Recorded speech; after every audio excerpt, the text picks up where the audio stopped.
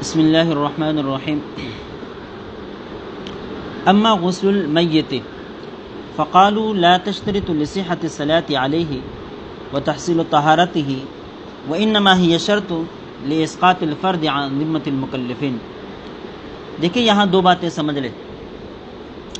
میت کو جو غسل دے دیا جاتا ہے اس کے دو مقاصد ہیں۔ ایک یہ ہے کہ اس کی تطہیر، اس کی صفائی، اور دوسرا یہ کہ میت کو غسل دینا یہ مسلمانوں کے اوپر فرض ہے، فرض کفایہ۔ اب جب میت کو غسل دے دیا جاتا ہے تو یہ دونوں مقاصد مد نظر رکھے جاتے ہیں۔ ایک تو یہ ہے کہ میت کی تطہیر ہو جائے، صفائی ہو جائے، کیونکہ قبض روح بھی یہ ناپاکی کی ایک سبب ہے اور ایک وجہ ہے، لہذا قبض روح ہونے کی وجہ سے وہ ناپاک ہو چکا، اب اس کو پاک کرنا ہے تو اس کے لیے غسل ہے۔ دوسری چیز مسلمانوں کی جو ذمہ داری ہے مشترکہ فرض کفایہ کے طور پر کہ اس میت کو اعزاز دے دیا جائے، یعنی اس کو غسل دے دیا جائے، پھر اس کے اوپر نماز پڑھی جائے وغیرہ وغیرہ، یہ مسلمانوں کا فریضہ ہے۔ تو ایک میت کو غسل دے دیا گیا نیت کے بغیر، تو آیا وہ غسل قابل قبول ہوگا؟ اور وہ میت نیت غسل کے بغیر بھی اس کو جو غسل دے دیا گیا ہے اس غسل سے وہ پاک ہو جائے گا یا نہیں؟ اور دوسری بات یہ ہے کہ چونکہ غسل دینا مسلمانوں کا اجتماعی فریضہ ہے، بغیر نیت کے دیا ہوا یہ غسل اس کے ذریعے سے مسلمانوں کا فریضہ ادا ہو جائے گا یا نہیں؟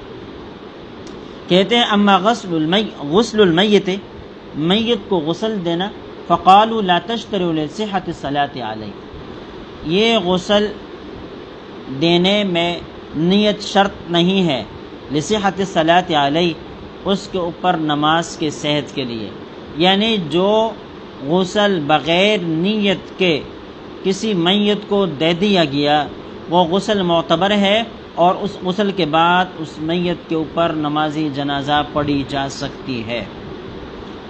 وتحصیل طہارت ہی، اور اس طرح حصول طہارت کے لیے یہ غسل کافی ہے اگرچہ بغیر نیت کے ہیں۔ وَإِنَّمَا هِيَ شَرْطٌ لِإِسْقَاطِ الْفَرْضِ عَنْ ذِمَّةِ الْمُكَلَّفِينَ، البتہ مکلفین کے ذمہ سے غسل کو ساقط کر دینے کے لیے نیت شرط ہے، یعنی مکلفین کا فریضہ تب ساقط ہوگا ان کے ذمے سے جب انہوں نے اس میت کو غسل دیتے وقت غسل دینے کی نیت بھی کی ہو۔ سمجھ گئے؟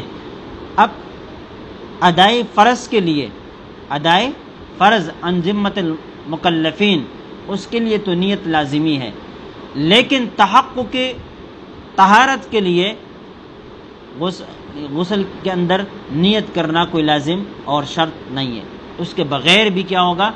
میت پاک ہو جائے گا۔ اب بعض حضرات کہتے ہیں کہ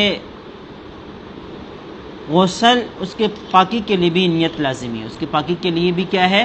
نیت لازمی ہے، لیکن یہ بات صحیح نہیں۔ اس کی وجہ یہ ہے کہ جس طرح زندہ انسان غسل کرے بغیر غسل کی نیت سے، پانی کا جب استعمال کرے گا تو کیا ہو جائے گا؟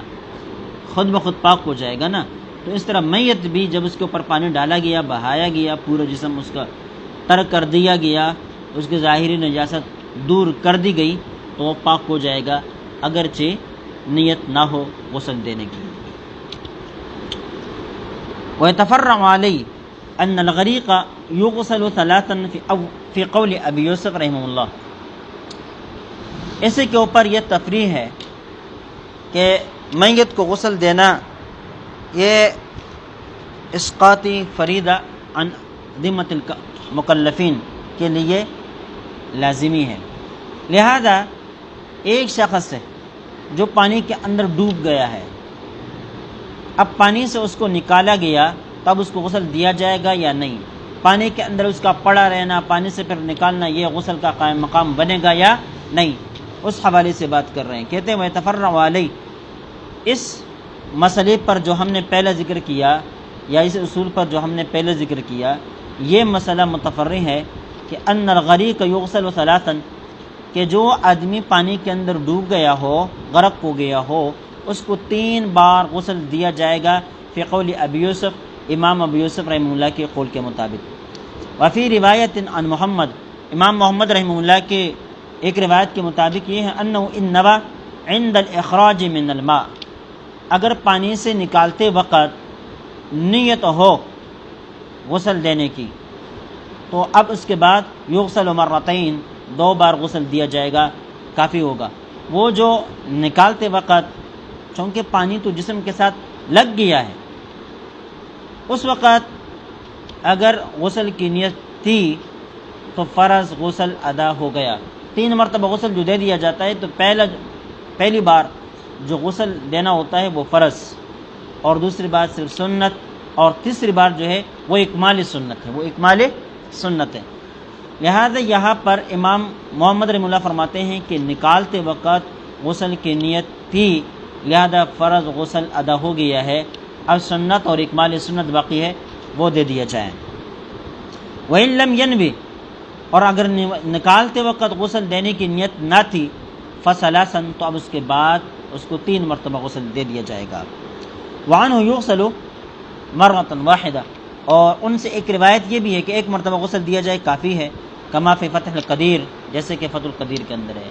تو یہ بتلایا 1 مرتبہ، یہ فرض غسل کی بات ہے، 1 مرتبہ اگر غسل دے دیا گیا تو بھی فرض کی ادائیگی ہو جائے گی، اور مکلفین کی جو ذمہ داری ہے وہ پوری ہو جائے گی، ٹھیک ہے۔ اما فی العبادات کلھا، یہاں سے عبادات ابھی تشریح بتا رہے ہیں تفصیل کے ساتھ کہ کن کن چیزوں کے اندر نیت لازم ہے، کن کن چیزوں کے اندر لازم نہیں ہے۔ تو عبادات کی 2 قسمیں، ایک عبادات مقصودہ ہے، ایک غیر مقصودہ ہے۔ جو مقصودہ ہے ان کو عبادات ہی کہا جاتا ہے، اور جو غیر مقصودہ ہے ان کو وسائل کہا جاتا ہے۔ اب وضو وسائل کے قبیل سے ہے، تیمم وسائل کے قبیل سے ہیں، غسل تیمم وسائل کے قبیل سے ہیں، تو اسی کو یہاں پر کیا کر دیا، اس کو ذکر کر دیا۔ اب عبادات مقصودہ کی بات شروع کر رہے ہیں، تو کہتے ہیں وَأَمَّا فِي الْعِبَادَاتِ كُلِّهَا، تمام عبادات کی صحت کے لیے نیت شرط ہے، فَهِيَ شَرْطُ صِحَّتِهَا إِلَّا الْإِسْلَامِ، تمام عبادات کے صحت کے لیے نیت شرط ہے۔ اگر نیت ہوگی تو عبادت بھی صحیح ہوگی، اگر نیت نہیں ہے تو عبادت صحیح نہیں۔ الا الاسلام، البتہ اسلام کی صحت کے لیے نیت شرط نہیں۔ بھائی اسلام لے کر آنا، اسلام قبول کر لینا بھی عبادت ہے، اسلام لے کر آنا، اسلام قبول کر لینا بھی کیا ہے، عبادت ہے۔ اور بتلایا کہ صحت عبادت کے لیے نیت کا ہونا شرط ہے۔ البتہ اسلام اگر بغیر نیت کے کوئی لے کر آ جائے تب بھی وہ اسلام معتبر ہوگا، صحیح قرار پائے گا دنیاوی احکام کے اعتبار سے۔ سمجھ گئے کیوں؟ اس کی وجہ بیان کر رہے ہیں۔ فَإِنَّهُ يَصِحُّ بِدُونِهَا بِدَلِيلِ قَوْلِهِمْ، اسلام بغیر نیت کے بھی صحیح ہے، بدلیل قولہم، فقہا کی اس قول کی دلیل کی وجہ سے، ان اسلام المکرہ صحیح ہو، مکرہ جس آدمی کے اوپر جبر کر کے اس سے اسلام قبول کروا لیا جائے اور زور زبردستی سے اس سے کلمہ پڑھوا لیا جائے، وہ اس کا اسلام قبول ہے، صحیح ہے۔ یعنی اگر کسی شخص نے زور زبردستی کی بنا پر کلمہ پڑھ لیا تو ہم اس کو مسلمان سمجھیں گے، کیا سمجھیں گے؟ مسلمان سمجھیں گے۔ ولا يكون مسلما بمجرد نیت الاسلام، صرف اسلام لانے کی نیت کرنے کی وجہ سے وہ اسلام معتبر نہیں سمجھا جائے گا، مسلمان قرار نہیں ہوگا، قرار نہیں پائے گا۔ ایک شخص نے اسلام لانے کا صرف ارادہ کیا، نیت کی ہے، ابھی اسلام لے کر نہیں آیا، اسلام کا جو کلمہ ہے وہ اس نیت سے نہیں پڑا کہ میں مسلمان ہو رہا ہوں، صرف دل کا ارادہ ہے، تو صرف دل کے ارادے سے کوئی شخص مسلمان نہیں ہوتا۔ سمجھ گئے؟ البتہ اتنی سی بات ہے کہ بعض علماء نے کافر کی دو قسمیں بیان کی ہے، ایک کافر حربی ہوتا ہے اور ایک کافر ذمی ہوتا ہے۔ کافر حربی کے اوپر اگر اکراہ کر کے وہ اسلام قبول کر لیتا ہے تو ایسی صورت میں اس کا اسلام معتبر مانا جائے گا، لیکن ذمی کافر جو مسلمانوں کے ملک کے اندر رہ رہا ہو اور ایسے ذمی کافر کے اوپر جبر کر کے اس سے کلمہ پڑھوا لیا جائے تو اس کے اسلام لانے کا اعتبار نہیں ہوگا۔ سمجھ گئے؟ بعض حضرات نے مطلق یہ کہا ہے کہ حربی ہو یا ذمی ہو، جب وہ اکراہن بھی اسلام لے کر آئے، کلمہ پڑھ لے تو ہم اس کو مسلمان سمجھیں گے۔ اور بعض حضرات نے یہ فرق کیا ہے کہ اگر حربی ایسا کر لے تو قابل قبول ہے، ذمی ایسا کر لے تو قابل قبول نہیں۔ وجہ ان دونوں کے درمیان یہ ہے کہ حربی کے اوپر مکمل طور پر جبر نہیں ہو سکتا، اکراہ نہیں ہو سکتی۔ اس کی وجہ یہ ہے کہ وہ دارالحرب کے اندر ہے، اس کو مملکتی طور پر سپورٹ حاصل ہے، طاقت و قوت حاصل ہے آپ کے خلاف کارروائی کرنے کے لیے، آپ کے خلاف اقدام کرنے کے لیے، آپ سے اپنے آپ کو چھڑا دینے کے لیے، آپ کے جبر سے اپنے آپ کو نکالنے کے لیے اس کے پاس راستے ہے۔ لیکن جب وہ راستے اختیار نہیں کر رہا، کلمہ پڑھ رہا ہے، تو گویا کہ اس کے اندر اس کا اختیار بھی شامل ہے، لہذا اس کا اسلام قابل قبول ہوگا۔ اور ذمی چونکہ مسلمانوں کے ملک کے اندر ہے، اس کے پاس اپنے آپ اور جان چھڑانے کے لیے اس کے پاس کوئی ذریعہ نہیں ہے، لہذا اس کے اوپر جو جبر ہے وہ واقعتاً جبر ہے، بے اختیار ہے، لہذا ایسا کافر جبر کی حالت میں اسلام قبول کر بھی لیتا ہے، کلمہ پڑھ بھی لیتا ہے، تو اس کا اعتبار نہیں ہوگا۔ وَلَا يَكُونَ مُسْلِمًا بِمُجَرَّدِ نِيَّةِ الْإِسْلَامِ، صرف اسلام کی نیت سے کوئی شخص مسلمان نہیں ہوتا، کیونکہ اسلام کے لیے کیا ہے؟ تصدیق بالقلب، اقرار باللسان۔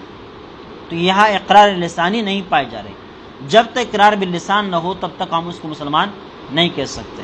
ہاں جو دل کا معاملہ ہے وہ اس بندے اور اللہ کے درمیان ہے، وہ الگ مسئلہ ہے۔ بخلاف الکفر، کفر کے برخلاف، یہ انتہائی اہم مسئلہ ہے بھائی۔ ایک شخص صرف کفر کی نیت کرتا ہے، ارادہ کرتا ہے، تو اس کے ذریعے سے بھی وہ کیا ہو جائے گا؟ کافر ہو جائے گا۔ یہ انتہائی سخت قسم کا معاملہ ہے۔ کما سنبین فی بحث الطرق، جیسے کہ طرق کی بحث میں اس کی پوری تفصیل آتی ہے۔ اما الکفر فتشترط له النیۃ لقولہم، کفر جو ہے اس کی کے لیے نیت شرط ہے، اس کے لیے نیت کیا ہے؟ شرط ہے۔ ان کفر المکرہ غیر صحیح، اس لیے کہ مکرہ کا کفر صحیح نہیں ہے، مکرہ کا کفر صحیح نہیں۔ کیا مطلب ہے؟ دیکھیں ایک شخص کے اوپر جبر کیا گیا، جو مسلمان تھا، اس کو اس بات پر مجبور کیا گیا کہ وہ کلمہ کفر پڑھے، کوئی ایسا لفظ زبان سے بولے جس سے کفر لازم آتا ہو، جس سے کیا لازم آتا ہو؟ کفر لازم آتا ہو۔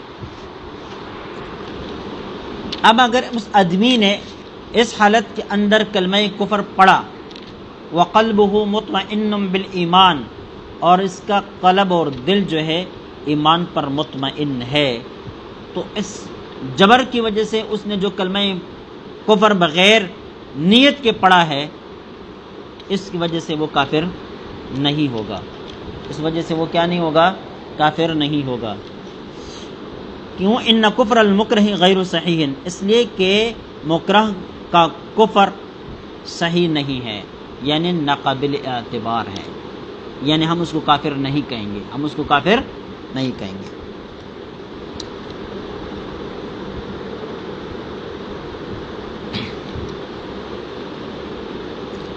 البتہ اکراہ کی دو صورتیں ہوتی ہے، ایک اکراہ ملجی ہے، ایک اکراہ غیر ملجی ہے۔ اکراہ ملجی کا مطلب یہ ہوتا ہے کہ کوئی شخص، ایسا آدمی، ہر اکراہ قابل قبول نہیں ہے۔ ایک دوست نے آپ کو پکڑا، بھائی میں آپ سے ناراض ہو جاؤں گا، آپ یہ کام کر لیں، یہ اکراہ نہیں ہے۔ والدین نے آپ سے کہا کہ بھائی فلاں کام کر لو، ورنہ ہم آپ سے ناراض ہو جائیں گے یا گھر سے نکال دیں گے، یہ اکراہ نہیں ہے، یا آپ سے ہم بائیکاٹ کریں گے، تعلقات ترک کر دیں گے وغیرہ وغیرہ، یہ اکراہ کے زمرے میں نہیں آتا۔ اکراہ وہ ہے کہ جس میں ایسے آدمی کی طرف سے دھمکی دے دی جائے قتل کی، یا اعضائے جسم میں سے کسی ایک عضو کو طلب کرنے یا کاٹ لینے کی دھمکی دے دی جائے کہ فلاں کام کرو ورنہ آپ کو قتل کر دیا جائے گا یا آپ کا کوئی عضو کاٹ دیا جائے گا، بشرطے کہ وہ آدمی جو دھمکی دے رہا ہے اپنے اس دھمکی کے اوپر قدرت بھی رکھتا ہو، وہ یہ کام کر بھی سکتا ہو۔ ورنہ چھوٹا سا بچہ اگر آپ کو کہے کہ میں یہ ایسا کر دوں گا ویسا کر دوں گا، تو وہ تو اس پر قادر نہیں ہے، لہذا اس کی اس دھمکی کا اعتبار نہیں کیا جائے گا۔ یہ ہے اکراہ ملجی۔ اکراہ غیر ملجی کیا ہے؟ کہ آپ کو کوئی دھمکی دیتا ہے کہ بھائی ہم آپ کے ساتھ تعلقات ترک کر دیں گے، اور جو ہے یا اسی طرح آپ کو زیادہ ماریں گے، یا آپ کے بچے اٹھائیں گے، یا آپ کی پوری بے عزتی کریں گے، اس قسم کی جو اکراہ ہے وہ اکراہ ملجی نہیں ہے۔ اس اکراہ کی وجہ سے کلمہ کفر کہنے کی اجازت نہیں، سمجھ گئے؟ اور پھر آپ نے پڑھا ایک عزیمت کا باب ہے، ایک رخصت کا باب ہے۔ اس صورت میں اگر اکراہ ملجی کی حالت میں بھی عزیمت کا راستہ اختیار کر کے کوئی قتل کر دیا جاتا ہے تو وہ شہید قرار پائے گا، ورنہ اس کے پاس رخصت کا راستہ ہے، وہ کلمہ کفر وغیرہ پڑھ کر اپنے آپ کو بچا بھی سکتا ہے، لیکن وقلبہ مطمئن بالایمان کی شرط ہے۔ فتشترط له النیۃ لقولہم ان کفر المکرہ غیر صحیح، واما قولہم انہ اذا تکلم کلمۃ الکفر ہازلا یکفر۔ دیکھیں کفر کے تحقق کے لیے کیا کہا؟ نیت شرط ہے، لہذا اگر اکراہ اور جبر کی بنا پر کوئی شخص کلمہ کفر کہتا ہے جبکہ دل سے وہ ایمان پر مطمئن ہے تو کافر نہیں ہوگا، کافر قرار نہیں دیا جائے گا۔ جب قرار نہیں دیا جائے گا نیت کے بغیر کسی کو کافر، تو پھر جو آدمی مذاق میں کلمہ کفر کہتا ہے تو مذاق اسی کو کہتے ہیں نا بھائی، جو صرف لفظ سے ہو، زبان سے ہو، دل سے نہ ہو، مذاق، ٹھیک ہے؟ اب کوئی شخص کلمہ کفر بطور مذاق کے کہتا ہے تو وہ کافر ہو جائے گا یا نہیں؟ تو حضرت فرماتے ہیں کہ کافر ہو جائے گا۔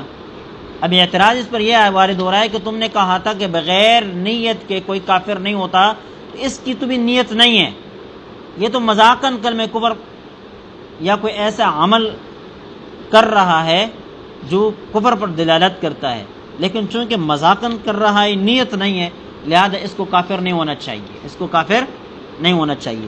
تو اس کا جواب دے رہے ہیں اما قولہم انہ اذا تکلم کلمۃ الکفر، کوئی شخص کلمہ کفر کہے حاضلا مذاق میں، یکفر تو اس کی تکفیر کی جائے گی، یا یکفر وہ کافر ہو جائے گا، سمجھ گئے؟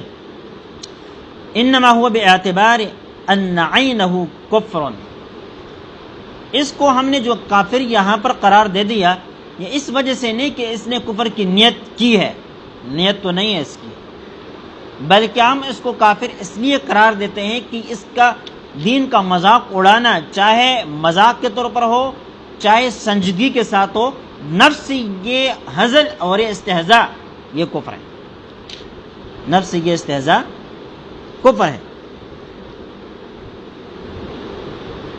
کیا ہے؟ اب اللہ ورسولہ کنتم تستہزئون، تم اللہ اور اس کے پیغمبر کا مذاق اڑاتے ہو، یہ ناقابل قبول ہے۔ یہ کیا ہے؟ ناقابل قبول ہے۔ لہذا نفس ہزل، نفس مذاق، نفس کلمہ کفر، یہ اس معاملے میں تخفیف کا سبب ہے، استخفاف بالدین ہے، اور استخفاف بالدین کفر ہے، ٹھیک ہے؟ یہ کما علم فی الاصول من بحث الہزل، جیسے کہ اصول کی کتابوں میں ہزل کے بحث کے اندر یہ بات پتہ چلی۔ فلا تصح صلاۃ مطلقہ، لہذا جب یہ بات بتلا دی نا اوپر کہ تمام عبادات کے صحت کے لیے نیت شرط ہے، تو اب اس کے اوپر تفریعات کر رہے ہیں۔ بیچ میں جو مسئلہ ذکر کیا تھا وہ اسلام کو مستثنا کر دیا تھا نا، تو اسلام کے ضمن میں پھر کفر کی بھی بات آ گئی، ورنہ طروق میں پوری بحث آتی ہے۔ تو کہتے ہیں فلا تصح صلاۃ۔ دوسری بات یہ ہے کہ کفر اسلام کے بعد کفر کی بات اس لیے لے کر آئے، آپ جانتے ہیں کہ تعرف الاشیاء بازدادها۔ دوسری بات یہ ہے کہ امام غزالی رحمہ اللہ نے ایمان کی جہاں تعریف کی ہے وہاں ساتھ ساتھ کفر کی بھی تعریف کی ہے، ٹھیک ہے، یعنی ایمان کے صحیح طرح پہچان کفر کی پہچان کے ذریعے سے ہو سکتا ہے، ٹھیک ہے، اس لیے دونوں کو ساتھ ساتھ ذکر کر دیا۔ اب یہاں اپنے اصل بات کی طرف آتے ہیں کہ صحت عبادت کے لیے، عبادت کی کوئی بھی قسم ہو اس کے صحت کے لیے نیت شرط ہے۔ اب اس اجمال کی یاد تشریح کر رہے ہیں۔ فلا تصح صلاۃ مطلقہ، لہذا کوئی بھی نماز بغیر نیت کے صحیح نہ ہوگی، ولو صلاۃ جنازہ، اگرچہ نماز جنازہ کیوں نہ ہو، جب نیت کے بغیر پڑھی گئی تو وہ صحیح نہ ہوگی، الا بہا، مگر یہ کہ اس کے ساتھ نیت ہو، یعنی فلا تصح صلاۃ مطلقا الا بہا، کوئی بھی نماز جو مطلق نماز ہے وہ صحیح نہ ہوگی الا بہا، مگر نیت کے ساتھ، فرضا او واجبا او سنتا او نفلا، فرض نماز ہو، واجب نماز ہو، سنت نماز ہو یا نفل نماز ہو۔ وَإِذَا نَوَى قَطْعَهَا لَا يَخْرُجُ عَنْهَا إِلَّا بِمُنَافٍ، ایک شخص نماز میں کھڑا ہے، اسے نیت کر دی نماز کی، اب خیال آیا کہ بھئی نماز توڑ دیتا ہوں، کیا کر دیتا ہوں؟ نماز توڑ دیتا ہوں، تو کیا صرف اور صرف دل کے ارادہ پیدا ہو جانے یا اس نیت کی وجہ سے اس کی نماز ٹوٹ جائے گی اور وہ نماز سے نکل جائے گا یا نہیں؟ تو بتلاتے ہیں نہیں۔ وَإِذَا نَوَى قَطْعَهَا، جب کوئی شخص اس نماز کو توڑنے کی نیت کرے، لا يخرج عنها، تو وہ نماز سے نکلے گا نہیں، الا بمنافٍ، مگر کسی منافی عمل کی وجہ سے، کوئی ایسا عمل کا ارتکاب کر لے جو نماز کی منافی ہو، مثال کے طور پر قبلہ سے رخ پھیر دے، یا کوئی عمل کثیر کر دے جو منافی صلاۃ ہے، جس سے نماز فاصل ہو جاتی ہے، ٹوٹ جاتی ہے، تو اس نماز سے پھر نکل جائے گا، ورنہ نہیں۔ وَلَوْ نَوَى الْانْتِقَالَ عَنْهَا إِلَى غَيْرِهَا، ایک شخص ایک نماز پڑھ رہا ہے، نیت کر دی کہ اس نماز کو چھوڑ کر دوسری نماز پڑھ رہا ہوں، مثلا یوں سمجھے ایک شخص عصر کی نماز پڑھ رہا ہے لیکن اس سے ظہر کی نماز قضا ہو گئی، اب اس نے عصر کی نیت باندھ لی، تو یہ فوراً یہ سوچا کہ بھائی مجھے تو عصر ظہر کی نماز بھی پڑھنی تھی، وہ مجھ سے قضا ہو گئی ہے، لہذا اب اس نماز کو چھوڑ کر میں ظہر کی طرف منتقل ہو جاتا ہوں، سمجھ گئے؟ تو انتقال صلاۃ الی صلاۃ اخری، یہ صرف نیت اس کے لیے کافی ہوگی یا نہیں ہوگی؟ تو کہتے ہیں وَلَوْ نَوَى الْانْتِقَالَ عَنْهَا إِلَى غَيْرِهَا، ایک نماز سے دوسری نماز کی طرف منتقل ہونے کی اگر نیت کر دی تو کہتے ہیں دو شرطیں، فَإِنْ كَانَتِ الثَّانِيَةُ غَيْرَ الْأُولَى، اگر یہ دوسری والی نماز جس کی طرف منتقل ہونے کی نیت کی ہے، اگر یہ پہلی نماز کی غیر ہے، پہلی نماز جس میں آپ ابھی مشغول ہیں، اگر یہ عصر کی نماز ہے اور آپ منتقل ہونا چاہ رہے ہیں ظہر کی نماز کی طرف، سمجھ گئے؟ یا یہ نفل نماز ہے، آپ منتقل ہو رہے ہیں فرض کی طرف، یا فرض نماز ہے آپ منتقل ہو رہے ہیں کس کی طرف؟ سنت یا نفل کی طرف۔ وشرع بالتکبیر، اور دوسری بات یہ کہ آپ نے باقاعدہ الگ طور پر تکبیر کہہ کر دوسرے نماز کی طرف منتقل ہو گئے، سارا منتقلاً، تو یہ انتقال قابل قبول ہے، آپ منتقل ہو جائیں گے دوسری نماز کی طرف، وَإِلَّا فَلَا، ورنہ منتقل نہیں ہوں گے۔ یعنی دوسری نماز کی طرف منتقل ہونے کے لیے صرف نیت کا اعتبار نہیں، عملی کردار کی بھی ضرورت ہے، اور عملی کردار یہاں تکبیر تحریمہ کہہ کر دوسری نماز کا آغاز کرنا، ان کو شروع کرنا ہے، سمجھ گئے؟ ولا يصح الاقتداء، اقتداء کیا ہے یہ؟ ولا يصح الاقتداء بامام الا بنیت، امام کے اقتداء صحیح نہیں الا بنیت، مگر نیت کے ساتھ۔ آپ مقتدی بن رہے ہیں، اقتداء کس کو کہتے ہیں؟ ربط صلاۃ المقتدی بصلاۃ الامام، مقتدی کی نماز کا ربط امام کی نماز کے ساتھ پیدا کرنا، یہ اقتداء کہلاتا ہے۔ کیا کہلاتا ہے؟ اقتداء کہلاتا ہے۔ اب یہ اقتداء جو آپ امام کے پیچھے کر رہے ہیں اور آپ کی نماز اس امام کے پیچھے صحیح قرار پا رہی ہے، تو اس کے لیے نیت لازم ہے۔ اگر آپ نے اس امام کی اقتداء کر کے اس کے پیچھے کھڑے ہیں اور نماز پڑھ رہے ہیں تو آپ کی نماز بھی صحیح اور آپ کی اقتداء بھی صحیح. لیکن اگر آپ نے امامت کی اقتداء کی نیت ہی نہیں کی ہے تو ایسی صورت میں آپ کی اقتداء صحیح نہ ہوگی. ولا يصح الاقتداء بامام الا بنیت، کسی امام کی اقتداء صحیح نہیں مگر نیت کے ساتھ. وتصح الامامۃ بدون نیتها، اگر البتہ کوئی شخص امام بن رہا ہے تو وہ امامت کی نیت کے بغیر بھی امام بن سکتا ہے، اس کے پیچھے لوگ نماز پڑھ سکتے ہیں. صحت امامت کے لیے نیت شرط نہیں ہے، صحت اقتداء کے لیے نیت کیا ہے؟ شرط ہے. لہٰذا اگر کوئی شخص یہاں اکیلا منفردن نماز پڑھ رہا ہے اور آپ اس کے پیچھے کھڑے ہو گئے اور اس کی اقتداء کر دی، اور جیسے وہ نماز پڑھتا چلا جاتا ہے آپ بھی اس کی اقتداء کرتے چلے جاتے ہیں رکوع سجدے میں سب چیزوں میں، تو آپ کی اقتداء درست ہے، اگرچہ اس کو پتہ ہی نہیں ہے کہ لوگوں نے آ کے پیچھے میرے اقتداء شروع کر دی ہے. کیوں؟ اس لیے کہ صحت امامت کے لیے نیت شرط نہیں. اس کی دلیل یہ ہے کہ دیکھیں مقتدی کی نماز امام کی نماز کے فساد کے ساتھ فاسد ہو جاتی ہے. اگر امام کی نماز فاسد ہو جائے تو مقتدی کی نماز کیا ہو جاتی ہے؟ فاسد ہو جاتی ہے. لہذا ان دونوں کے درمیان ربط ارادے سے پیدا ہوگا. لیکن اگر مقتدی کی نماز فاسد ہو جائے تو اس سے امام کی نماز فاسد نہیں ہوتی. لہذا امام کی نماز مقتدی کی نماز کے ساتھ کوئی مربوط نہیں. لہذا امامت کے لیے نیت کوئی لازمی نہیں لیکن اقتداء کے لیے نیت لازمی ہے. خلافاً للکرخی و ابی الحفص الکبیر، امام کرخی اور امام ابو الحفص الکبیر رحمہ اللہ کے برخلاف وہ کہتے ہیں امامت کے لیے بھی نیت لازمی ہے. کما فی البنایہ الا اذا صلی خلفہ نساء، البتہ اگر ایک امام کے پیچھے عورتیں نماز پڑھ رہی ہے تو پھر اس صورت میں امام کے لیے امامت کی نیت کرنا لازمی ہے کہ میں امامت کر رہا ہوں اور میرے پیچھے مرد عورت سارے کھڑی ہے. اس طرح پہ نیت کرنا کیا ہے؟ یا تو یہ کہے کہ جو بھی میرے پیچھے نماز پڑھے میں ان کی امامت کی نیت کرتا ہوں چاہے مرد ہو یا عورت ہو، صحیح ہے. یا باقاعدہ عورتوں کی نیت بھی کرے کہ مردوں کے ساتھ عورتیں بھی میرے پیچھے نماز پڑھ رہی ہے، میں ان سب کی امامت کی نیت کرتا ہوں. اس کی وجہ یہ ہے کہ بھائی عورت کے ساتھ جو محاذات ہوتے ہیں وہ مفسد صلاۃ ہوتے ہیں، اور مفسد صلاۃ ہونے کے لیے شرط یہ ہے کہ دونوں جس امام کے اقتداء میں ہو، دونوں امام کی کس میں ہو؟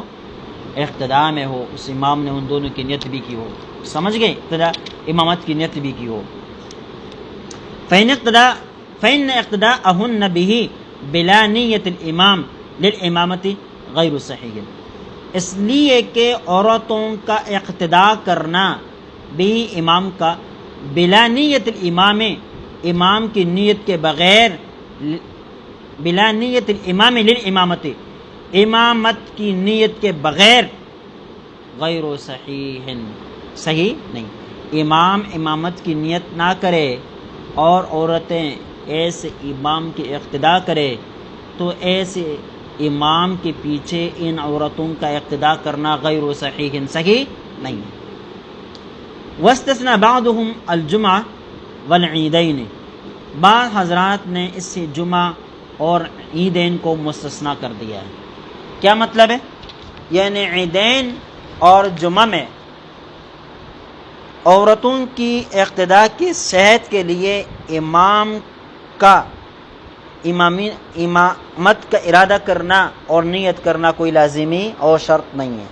باقی نمازوں میں عورتوں کے صحت صلاۃ کے لیے لازمی ہے کہ امام امامت کی نیت کرے، جبکہ جمعہ اور عیدین میں یہ شرط نہیں ہے. لہذا اگر امام نے جمعہ اور عیدین میں امامت کی نیت نہیں کی اور عورتوں نے اس کے پیچھے نماز پڑھی تو بھی ان کی نماز درست ہو جائے گی، جائز ہو جائے گی. ایک قول ہے، سمجھ گئے؟ وہ صحیح، یہی قول صحیح ہے، کما فی الخلاصہ، جیسے کہ خلاصہ کے اندر ہے. لیکن یہ جو ہے انہوں نے تو کہا کہ یہ صحیح ہے.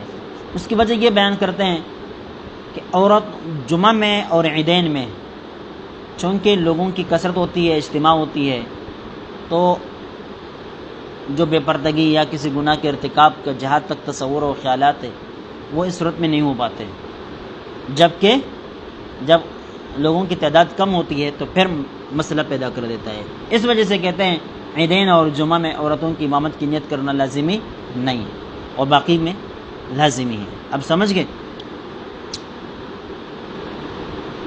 لیکن صحیح بات یہ ہے کہ جمعہ ہو، عیدین ہو یا مطلق نماز ہو، عورتوں کی امامت کی نیت کرنا لازمی ہے، اور وہ یہ ہے کہ وہ یہ کہے کہ کوئی بھی شخص میرے پیچھے نماز پڑھے، مرد و عورت ہو، میں ان کی امامت کرتا ہوں تو ہو جائے گا۔ وَلَوْ حَلَفَ أَلَّا يَؤُمَّ أَحَدًا فَاقْتَدَىٰ بِهِ إِنسَانٌ صَحَّ الْاقْتِدَاءُ وَهَلْ يَحْنِثُ۔ ایک آدمی نے قسم اٹھائی ہے کہ میں کسی کو نماز نہیں پڑھاؤں گا، میں کبھی بھی امام نہیں بنوں گا۔ اب وہ جا کے مسجد کے اندر انفرادی نماز پڑھ رہا ہے۔ اب کیا ہو گیا؟ لوگوں نے آ کے، ایک فرد نے آ کے اس کو امام بنایا، اس کے پیچھے اقتداء کرنا شروع کر دیا۔ صح الاقتداء، اقتداء درست ہے، صحت اقتداء کے لیے اقتداء کی نیت لازمی ہے، امامت کی نیت لازمی نہیں۔ وَهَلْ يَحْنِثُ، لیکن کیا یہ حانث بھی ہو جائے گا کہ نہیں؟ کیونکہ اس نے قسم اٹھائی تھی کہ میں کسی کی امامت نہیں کروں گا، کسی کا امام نہیں بنوں گا۔ اب یہ امام بن گیا ہے، اگرچہ اپنے اختیار و ارادے سے نہیں، وہ تو ویسے نماز پڑھ رہا تھا، پیچھے سے کوئی آدمی آ کے کھڑا ہو گیا، اس نے نماز پڑھ لی۔ قال فی الخانیہ یحنث قضاء لا دیانہ، خانیہ میں ہے کہ یہ قضاء حانث ہو جائے گا، لا دیانتاً، دیانتاً حانث نہیں ہوگا۔ الا اذا اشہد قبل الشروع، البتہ اگر نماز شروع کرنے سے پہلے اس نے دو گواہ بنا لیے کہ بھائی میں یہاں نماز پڑھ رہا ہوں لیکن میں کسی کی امامت نہیں کروں گا، تم گواہ رہنا، میں نے کسی کی امامت کی نیت نہیں کی ہے۔ سمجھ گئے؟ ایسی صورت میں کوئی شخص آ کے اس کی پیچھے اقتداء کر کے نماز پڑھ لیتا ہے تو یہ آدمی حانث نہیں ہوگا، یہ آدمی حانث نہیں ہوگا۔ فلا یحنث قضاء، قضاء بھی اب حانث نہیں ہوگا۔ دیانتاً پہلی صورت میں ہوگا، قضاء پہلی صورت میں ہوگا، دیانتاً نہیں ہوگا، اور اس صورت میں قضاء بھی نہیں ہوگا۔ دیانتاً اس لیے نہیں کہ اس نے نیت ہی نہیں کی، تو اللہ اور اس کے درمیان کا معاملہ ہے۔ قضاء اس لیے کہ بھئی جماعت کی شکل بنی ہوئی ہے، اب آپ نے نیت کی ہے یا نہیں کی اس کا تو ہمیں پتہ نہیں چل رہا، ہم تو ظاہر کو دیکھ رہے ہیں کہ آپ امام بنے ہوئے ہیں اور لوگ آپ کے پیچھے نماز پڑھ رہے ہیں، لہذا قضاء حانث۔ اب آپ کو یہ قسم اٹھانا، اس میں حانث سے کیا تصور ہے؟ قسم اٹھانے کے صرف یہ مطلب نہیں ہے کہ آپ اللہ کے یہاں گنہگار بن جائے، اللہ کے نام پر قسم اٹھائی جائے۔ قسم کی ایک صورت یہ بھی ہے کہ آپ یہ قسم اٹھائے کہ اگر میں نے امامت کی یا میں امام بن گیا تو میرا غلام آزاد ہو۔ اب غلام نے جا کے دعویٰ کر دیا کہ یہ تو امام بن گیا تھا، فلاں آدمی نے اس کے پیچھے نماز پڑھی ہے اور یہ امامت اس نے ثابت کر دی، تو قاضی فیصلہ کر دے گا کہ یہ غلام آزاد ہے۔ قاضی فیصلہ کر دے گا کہ یہ کیا ہے؟ غلام آزاد ہے۔ وہ یہ کہتا ہے کہ میں نے نیت نہیں کی تھی، تو اس کی اس کہنے کا کوئی اعتبار نہیں ہوگا۔ البتہ اگر وہ گواہ بنائے باقاعدہ طور پر اور پھر یہ مقدمہ چلے قاضی کے پاس اور پھر یہ گواہ پیش کر دی کہ بھائی ٹھیک ہے ان لوگوں نے میرے پیچھے نماز پڑھی ہے لیکن میں نے دو گواہ بنا لیے تھے کہ میں کسی کی امامت نہیں کروں گا، یہ لوگ ویسے آ کے میرے پیچھے کھڑے ہو گئے، تو ایسی صورت میں غلام کی آزادی کا فیصلہ نہیں کیا جائے گا۔ وَقَذَا لَوْ أَمَّ النَّاسَ ٹھیک ہے، لو أَمَّ النَّاسُ هَذَا الْحَالِفَ فِي نہیں، لو أَمَّ النَّاسَ هَذَا الْحَالِفُ فِي صَلَاةِ الْجُمعہ، اس طرح اگر یہ حالف لوگوں کی امامت کرے نماز جمعہ کے اندر، صحت تب بھی صحیح ہے، تب بھی صحیح ہے۔ وَحَنَث قضاء حانث ہو جائے گا، ولا يحنث اصلا، لیکن اصل کے اعتبار سے حانث نہیں ہوگا۔ اذا امهم في صلاة الجنازہ وسجود التلاوہ، ولا يحنث اصلا اذا امهم في صلاة الجنازہ وسجد التلاوہ، اور سرے سے حانث ہوگا ہی نہیں جب لوگوں کی امامت کرے نماز جنازہ میں اور سجدہ تلاوت میں۔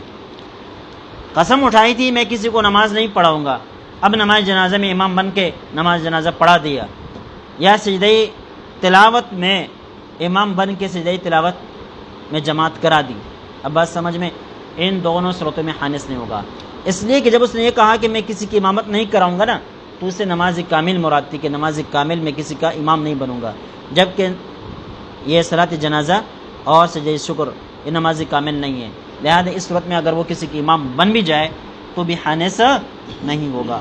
یہ ولا يحنث اصل کا تعلق بعد والی عبارت کے ساتھ ہے، ولا يحنث اصلا اذا امهم في صلاۃ الجنازہ۔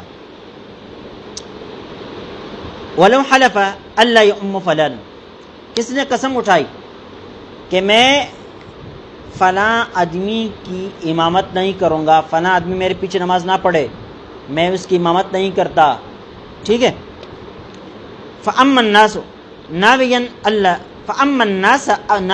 اللہ یؤموا، پھر لوگوں کی جماعت پڑھائی، نیت یہ کی کہ فلاں آدمی کو نہیں پڑھا رہا، باقاعدہ نیت کے اندر اس بات کی وضاحت کر دی کہ میں لوگوں کو نماز تو پڑھا رہا ہوں لیکن فلاں آدمی کو نہیں پڑھا رہا، وَيَؤُمُّ غَيْرَ، اور اس کے علاوہ غیر کو نماز پڑھا رہا ہوں، فَاقْتَدَى بِهِ فَلَانٌ، اب وہ فلاں آ گیا اس کے پیچھے کھڑا ہو گیا دیگر لوگوں کے ساتھ، کہتے ہیں حانث، تو حانث ہو جائے گا یہ آدمی، وَإِن لَمْ يَعْلَمْ بِهِ، اگرچہ امام صاحب کو پتہ ہی نہیں ہے کہ اس آدمی نے بھی میرے پیچھے آ کے نماز پڑھی ہے، پھر بھی حانث ہو جائے گا، پھر بھی کیا ہوگا، اس لیے کہ جب اس نے کہا کہ لوگوں کو نماز پڑھا رہا ہوں تو لوگوں کے اندر وہ بھی شامل۔ وَلَكِنْ لَا ثَوَابَ لَهُ عَلَى الْإِمَامَةِ وَسُجُودِ التِّلَاوَةِ كَالصَّلَاةِ، لیکن اگر امامت کی نیت نہیں کی اور لوگوں نے آ کے پیچھے اس کو امام بنا لیا، اس کی اقتدا کر دی،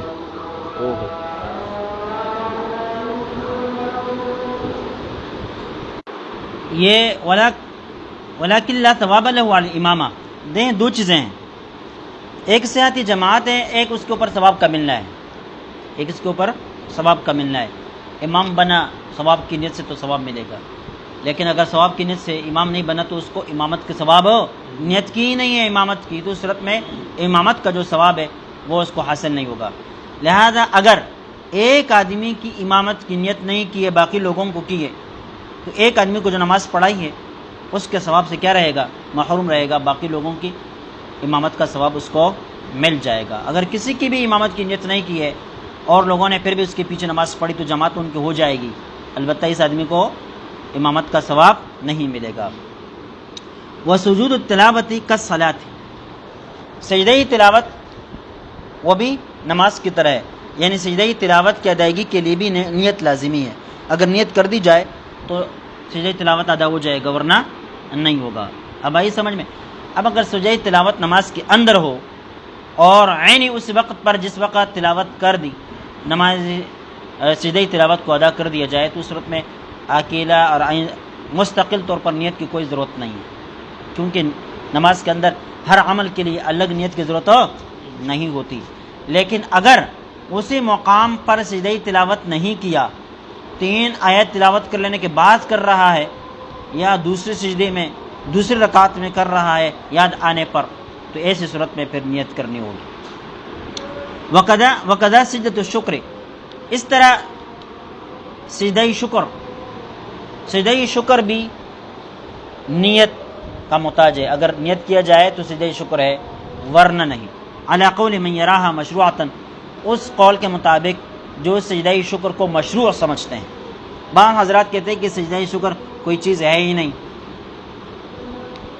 امام ابو حنیفہ رحمہ اللہ کے بارے میں منقول ہے کہ وہ کہتا ہے کہ یہ کچھ نہیں ہے، لا شیء، یہ کوئی چیز ہے ہی نہیں۔ اب بعض حضرات کہتے ہیں کہ ان کے نزدیک سجدہ شکر مشروع نہیں ہے، بلکہ وہ یہ کہتے ہیں کہ کسی نعمت کے حصول پر یا کسی مصیبت کے زائل ہونے پر اللہ کا شکر ادا کرنا ہو تو 2 رکعت نماز، باقاعدہ 2 رکعت نماز پڑھ لی جائے، یہ ایک سجدہ کرنا یہ مشروع نہیں ہے۔ لیکن فقہاء کرام کہتے ہیں کہ امام صاحب کے قول کا یہ مطلب نہیں ہے، بلکہ ان کا مطلب یہ ہے کہ مشروع نہیں ہے، مطلب بحیثیت سنت کے یہ مشروع نہیں، نفس جواز ہے، نفس جواز ہے، اگر کسی نے کر لیا تو صحیح ہے، ناجائز و حرام نہیں، لیکن اس کو سنت نہیں سمجھنا چاہیے، اس کو سنت نہیں سمجھنا چاہیے۔ علی قول من یراہا مشروعہ، جو لوگ اس کو مشروع سمجھتے ہیں ان کے نزدیک سجدہ شکر کی ادائیگی کے لیے نیت لازمی ہے۔ والمعتمد ان الخلاف فی سنیتها، معتمد قول یہ ہے کہ سجدہ شکر کے مسنون ہونے میں اختلاف ہے، نفس جواز میں کوئی اختلاف نہیں، لا فی الجواز، نفس جواز میں اختلاف نہیں ہے۔ وقضا سجود السہو، اس طرح سجود سہو کی ادائیگی کے لیے نیت کا ہونا بھی لازمی ہے، لیکن ولا تضر نیت عدمہ وقت السلام، سلام پھیرتے وقت اگر سجدہ سہو کی نیت نہیں تھی بلکہ سجدے پر جاتے وقت یا سجدے میں جاتے وقت سجدے کی نیت کر دی سجدہ سہو کی تو بھی کافی ہو جائے گا، تو بھی کیا ہے؟ کافی ہو جائے گا۔ دلیل یہ ہے کہ اگر ایک شخص نے سجدہ سہو کرنا تھا لیکن وہ بھول گیا اور باقاعدہ طور پر اس نے سلام پھیر دیا، سلام پھیر لینے کے بعد اس کو یاد آیا تو اب بھی کیا کر سکتا ہے؟ سجدہ سہو کر سکتا ہے۔ تو پتہ چلا کہ سجدہ سہو کے لیے جو سلام پھیر دیا جاتا ہے اس وقت سجدہ سہو کی نیت کرنا لازمی نہیں ہے، عین سجدے کے وقت بھی اگر نیت سجدہ سہو کیا جائے تو قابل قبول ہے۔ کافی ہے، چلیے تک